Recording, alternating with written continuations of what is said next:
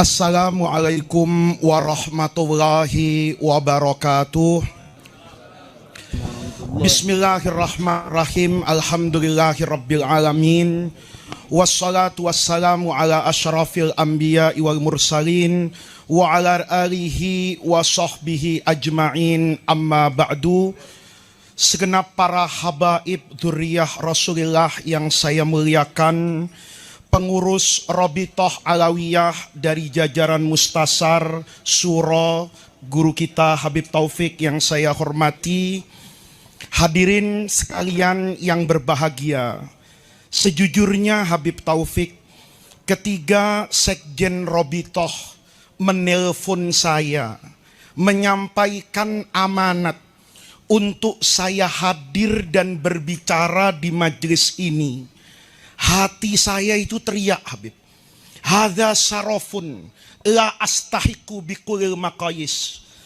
Ini kehormatan yang saya itu enggak pantas pakai banget, kata orang Betawi.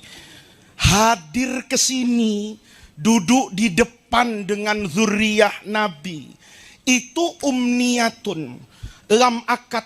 Saya hampir, Habib, enggak berani untuk mewujudkan ini. Saya sering bilang sama guru saya Habib Muhsin, kalau di Cidodol, itu saya tidak berhak untuk masuk bersama para dzurriyyah Rasulullah. Tetapi hati yang satu itu bilang ilmu yang saya dapatkan dari guru-guru saya dulu. Saya dulu di Mesir, Habib, itu tidak sempat berguru kepada dzurriyyah Rasulullah, anak keturunan Al-Imam Ahmad bin Isa Al-Muhajir. Tapi di Mesir itu banyak sekali makam-makam Ahlul Baitin Nabi. Saya kebetulan itu berteman dengan semua orang. Ada teman saya yang tiap hari ziarah kubur. Ada yang anti ziarah kubur. Ada yang kalau cium tangan Ahlul Baitin Nabi itu ndak cukup atasnya doang, Pak. Tapi kalau kata orang Jawa ndak walak-wale, itu kayak ndak masuk surga begitu. Ya. Jadi ada yang kayak gitu. Ada yang kalau jabatan itu biasa saja. Maka di antara kami itu kebanyakan anak-anak negara Teluk, Habib, yang tentu pola pemahaman keagamaannya itu secara umum berbeda dengan Ahlus Sunnah kita. Maka daripada ribut, kita ngadu dong sama Mahkamah Konstitusi yang keputusannya tidak bisa digugat. Ngadu sama siapa? Guru. Waktu itu di satu majelis, saya ingat betul itu, di akhir tahun 1999. Waktu itu banyak guru yang wasiat tuh mudawamah. Kalau hari ini ke makamnya Sayyidah Nafisah. Orang Mesir bilang Nafisatul Ilmi. Itu guru lahiriah dan batiniahnya Imam Syafi'i. Jadi Imam Syafi'i itu tidak pernah ke dokter, Pak. Kalau sakit cari Sayyidah Nafisah. Jadi kalau Sayyidah Nafisah bilang sehat, ya sehat. Itu menjelang maradu wafatihi, itu Sayyidah Nafisah tidak mau doakan. Maka Imam Syafi'i itu merasa kalau ajalnya ya ketarib. Itu kiai kayak Imam Syafi'i percaya sama Ahlul Bait. Jadi kalau ada kiai tidak percaya sama Ahlul Bait, itu tidak tahu siapa yang ngajarin, Habib. Ya, saya sebagai salah seorang gus yang terverifikasi, ya, itu agak-agak khawatir juga gitu. Karena saya mendapatkan guru saya ketika kami ngadu itu almarhum Profesor Dr. Rofat Usman. Saya tidak pernah tahu bahwa guru saya yang di Al-Azhar, Al-Faqih, Al-Usuli, Al-Aqlani, tidak pernah pakai peci kalau ngajar. Pakai jas, pakai dasi. Saya tidak pernah merasa bahwa fiyaum minal ayyam, saya bisa memahami bagaimana cara orang mengekspresikan mahabbah kepada siapapun. Ketika kami ribut itu, saya masih ingat tuh, ada anak Qatar satu, anak Kuwait satu, anak Indonesianya satu. Yang lain pasukan Gutroh, saya pasukan peci hitam. Ya. Itu kata beliau, almarhumah Profesor Rahmat Utsman. Waktu itu beliau amit dekan di Fakultas Syariah dan Qanun di Al-Azhar. Di kemudian hari beliau menjadi anggota Dewan Ulama Senior bersama Profesor Syekh Ali Jum'ah, misalnya mantan Mufti Mesir Profesor Dr. Nasr Farid Wasil. Begitu kami duduk, anak-anak itu, teman-teman itu langsung menghakimi saya. Ini yaf'al asya' gharib di depan makamnya Sayyidah Nafisah. Ini orang kadang-kadang ninggalkan pelajarannya itu hanya untuk bela-belain mendawamkan wirid yang dibaca di depan makamnya Ahlul Bait. Maka guru saya itu bilang begini, sama yang suka nentang-nentang ini. Alaika ya bani antafhama wa antufarriqa bainal asli wa atharihi. Faddalilu yutrabu lil asli wa la yutrabu li atharihi. Limadha? Li'annal athar itu tabi'un lil asli wa lazimun min lawazimihi. Yang ditanya itu dalil terhadap pokok masalahnya, bukan bagaimana orang mengimplementasikan, menerjemahkan apa yang menjadi substansi agama dalam bentuk yang berbeda pada setiap orang. Kata beliau, orang tidak pernah tanya, kenapa Ka'bah dimandikan, Habib? Ka'bah itu dimandikan loh. Kalau tanggal 9 Zulhijjah, saya pernah Pak, diajak sama orang Wahabi. Wahabinya baik tapi Habib. Ya. Saya itu diajak haji. Tanggal 9 Zulhijjah itu masih di Madinah. Jadi subuh-subuh, saya masih ziarah ke makam Nabi, sampai petugas hotel itu nanya, Bapak ini mau haji enggak? Ya mau, kata saya. Kok masih apa ini? Di Madinah. Terus turun dari Raudhah, itu masuk ke mobil, naik kereta cepat, ternyata berhentinya di Mekah, Pak. Karena masih di Mekah, saya tanya, karena ini orang punya kuasa, bisa enggak saya ke Masjidil Haram tanggal 9 Dzulhijjah? Orang bisa ke Masjidil Haram kapan saja, tapi atasi min Dzulhijjah itu rasanya mustahil. Dia bilang bisa. Begitu bisa, pas betul Pak. Ka'bah itu sedang dimandikan, itu pakai air kembang, pakai buhur. Wahabi ini saya tanya, Habib, mana dalilnya yang memerintahkan saya untuk nyuci Ka'bah? Habis itu dikasih kiswah, Pak. Saya tanya, mana dalilnya? Ya, saya tidak minta ayat Quran lah. Hatta hadis maudhu saya terima. Jangankan yang maudhu, asal ada dalam Al-Kutub yang biasa meriwayatkan hadis, asal ada. Dia dengan gagahnya mengatakan ada. Apa yang dibaca Habib Taufik tadi? Dzalika wa may yu'azzim sya'airallah fa innaha min taqwal qulub. Itu jadi Habib, saya mohon maaf, neresep betul nasihat Habib tadi itu. Itu yarji az-zikrayat, bahwa Wahabi itu ngomong dzalika wa may yu'azzim min sya'airillah.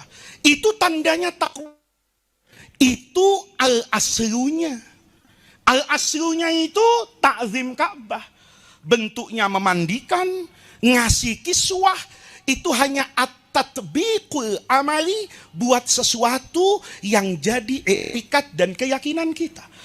Mushaf itu dicetak. Dicetak dengan bikuli ashkal, anwa wa alwan. Itu lam yakun ala ahdi Rasulillah. Pasti tidak ada. Mushaf zaman Nabi itu enggak ada.